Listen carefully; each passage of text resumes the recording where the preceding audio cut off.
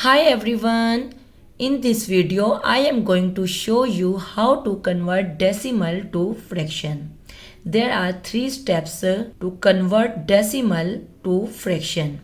Let's jump to the example number 1, which is 0 0.4. This is decimal. We will follow these 3 steps to convert it into fraction. First step is identify the decimal. Look at the decimal you want to convert. Next step is count decimal places.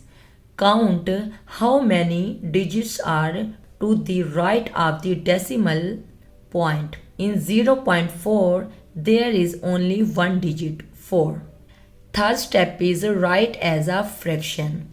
Use the place value to write the decimal as a fraction. You will be thinking, what is place value? The position of the digits after the decimal point tells you what part of the whole they represent. The first place is tenth, the second place is hundredths, the third place is thousands. Since there is one digit, so it's out of 10. It means 4 by 10. Similarly, we will identify the decimal, which is 1.88. Count the decimal places. We will count how many digits are to the right of the decimal point. In 1.88, there are 2 digits, 1 and 2. So we will write as a fraction. So it's out of 100, means 88 over 100.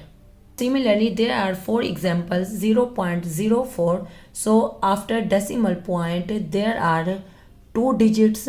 So it will become 4 over 100. After decimal point there are 3 digits, 2 over 1000.